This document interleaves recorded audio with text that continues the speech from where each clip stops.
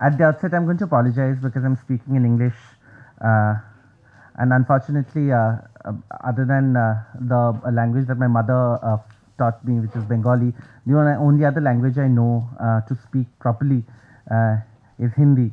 Uh, and so, I mean, only for that fact, I'm going to apologize again.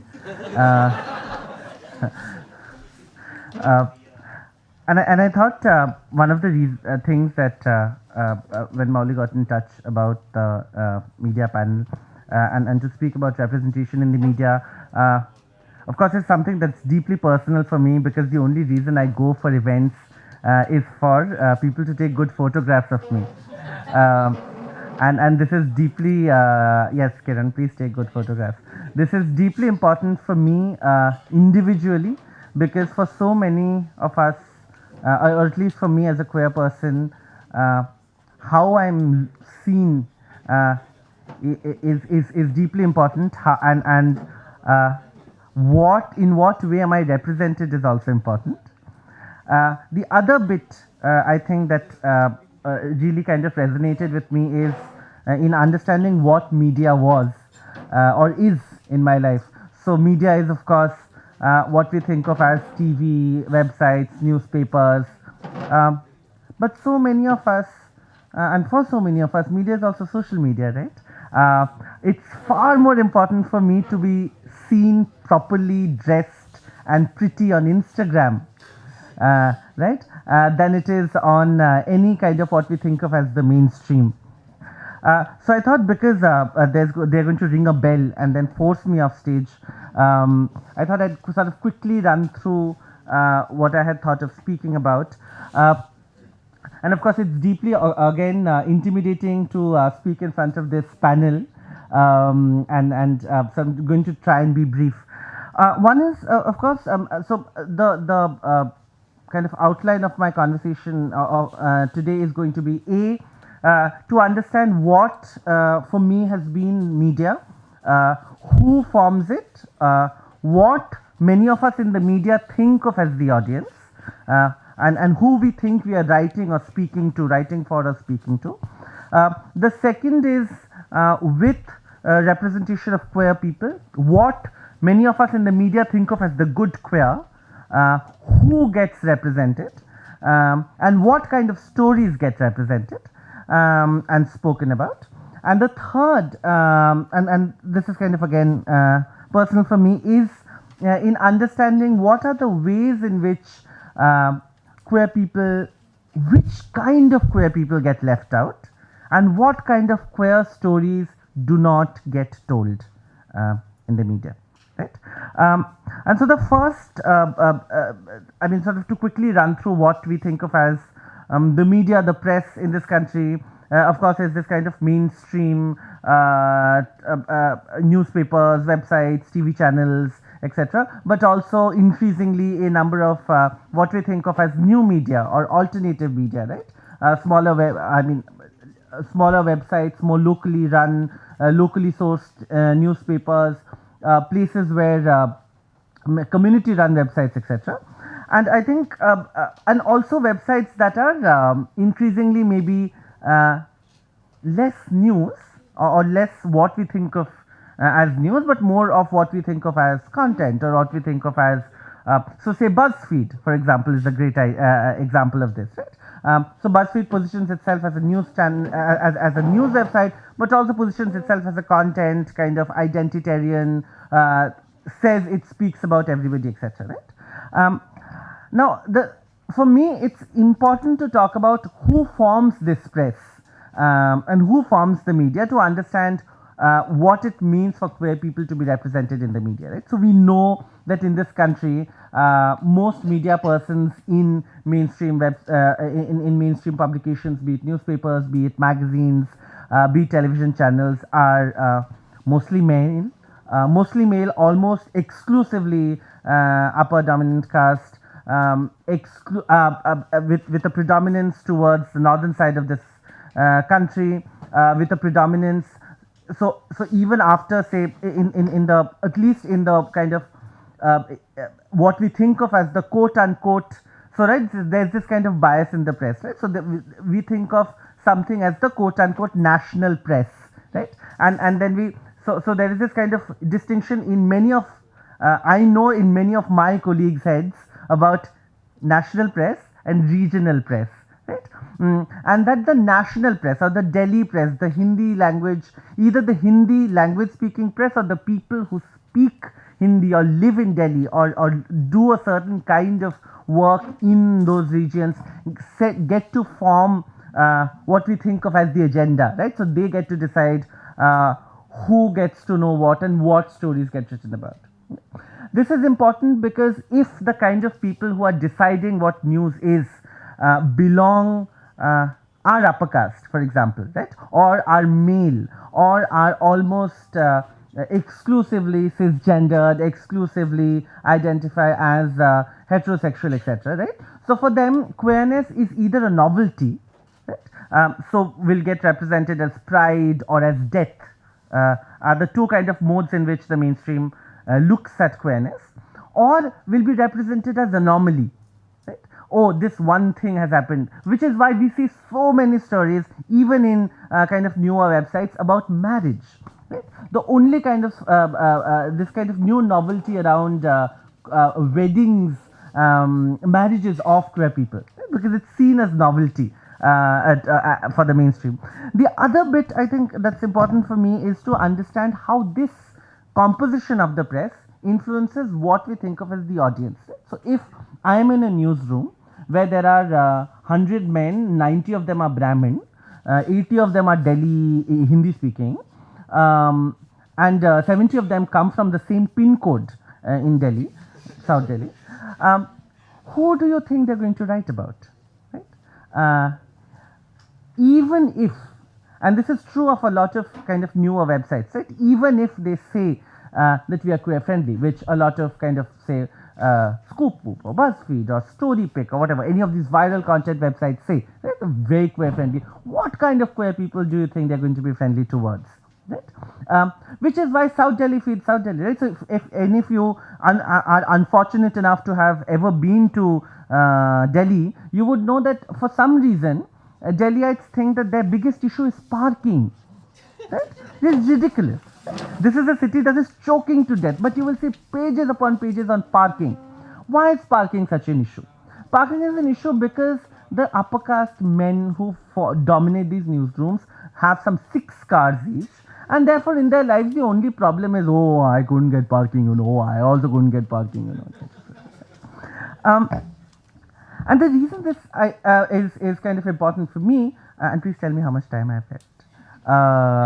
Also, no, okay. Violet has given permission, so I will go ahead. Is in understanding, I think for me, what it means, therefore, as a queer person in the media, to talk about queerness. Right? Now, so I mean, thankfully, my kind of personal journey in the media has been, or in mainstream publications has been not very eventful. So there have been jibes, etc. There's a particularly hilarious story about when I first joined the newspaper that I currently work with. A very senior person walked up to me and said, "Oh, you look like you live with your girlfriend." So deeply, clearly nobody got the memo. So I said, okay, interesting. Why do you think so? I said, no, you must live with your girlfriend because you constantly wear your girlfriend's clothes. I said, well, it's great deduction. So clearly all of you are amazing journalists. So pulled this kind of deductive reasoning. And the reason this, stayed with me is because I think there is today a lot of conversation on queerness. And there is at least this kind of understanding that, okay, we have to, let's do. Wow. Kind of censorship. Right? And the reason this is, the reason this, has stayed with me, as I was saying, is because at least for many kind of newer people who have joined the press, who have joined media, there is some kind of notional understanding of, oh, we are going to be queer friendly, right? However, uh, this queer friendliness does not seem to extend to anything but pride photo, right? Or does not seem to extend to anything but, oh, look at these two Brahmin gay men who got married and had tali ceremony and put poonal on each other. Oh, rainbow poonal they put, okay, so progressive, etc., etc. Right? Because we are the same press who continue to misgender trans people even in their death, right? Or do not consider it important enough to even report it. Right? We are the same people who continue to erase various kinds of queer people from what we think of as the community, right? So our community, the media's understanding of community does not extend to South Delhi, beyond South Delhi, South Bombay, Mylapore, Besanagar, etc. Right? And that, I think, so for me, the answer, I mean, there is no answer, but for me, the only kind of long-term solution is that is for more and various kinds of queer people to come into the media. That one understands that yes, there is kind of so the broad problems with representation of queer people, vis-a-vis misgendering, vis-a-vis misreporting, going to what we think of as natal family, right? So every time there is a murder or a death or anything that happens, media rushes to the family and says, "Oh, do you know something, something?" Right? So stopping these practices, and this is something that a lot of you, especially in Chennai, have had a sort of experience with, especially around the reporting of Akshay's kind of circumstances, right? That's one.